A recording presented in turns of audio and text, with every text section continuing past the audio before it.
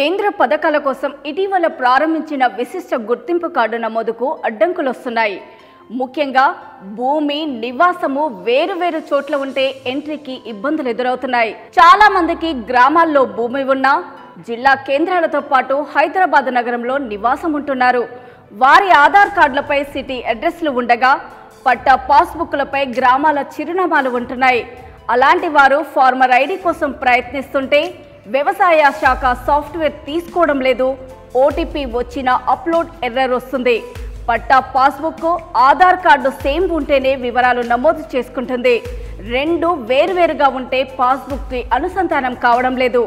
ఈ నిబంధనలపై రైతులు ఆగ్రహం వ్యక్తం చేస్తున్నారు.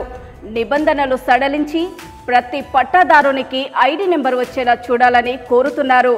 ఇలాగే ఉంటే లక్షలాది మంది రైతులు కేంద్ర ప్రభుత్వ పథకాలకు దూరం కావాల్సి ఉంటుందని ఆందోళన వ్యక్తం చేస్తున్నారు. పీఎం కిసాన్ పంటల బీమా, ఉద్యానవన శాఖ ద్వారా పండ్లు, కూరగాయలు, పట్టు పెంపకందారులకు 60% రాయితీ వంటి పథకాలకు కేంద్ర ప్రభుత్వం అమలు చేస్తున్నది.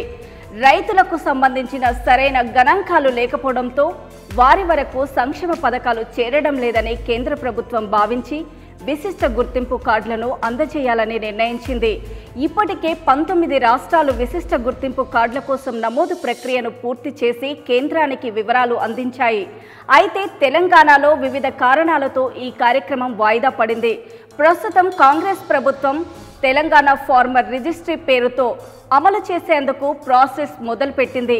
కానీ సాంకేతిక కారణాలతో ఐడి నమోదు ఆశించిన స్థాయిలో ముందుకు సాగడం లేదు.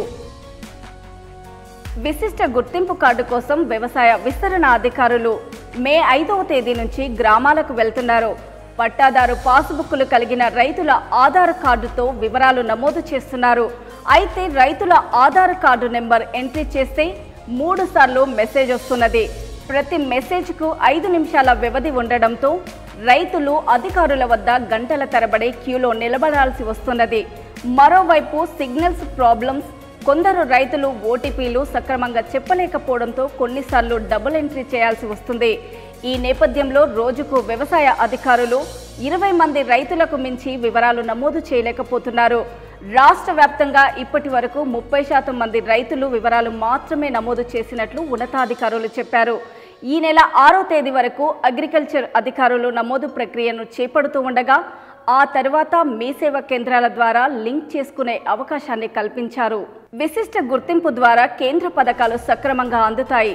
అకాల వర్షాలు, ప్రకృతి విపత్తుల సమయంలో ఐడి నెంబర్ నమోదు చేస్తే రైతు పంటల సాగు చేసిన పూర్తి వివరాలు తెలిసిపోతాయి.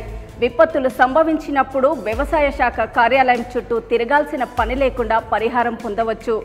రాష్ట్రంలో 70 లక్షలకు పైగా పట్టాదారు పాస్బుక్ కలిగిన రైతులు ఉండగా అందులో 31,85,000 మంది పీఎం కిసాన్ స్కీమ్ ద్వారా ప్రతి ఏటా 3 దఫాలకు 2,000 చొప్పున పొందుతున్నారు. ఈ కొత్త విధానంతో వ్యవసాయ శాఖ అమలు చేసే పథకాలకు ఈ డేటా ఎంతో ఉపయోగపడుతుంది.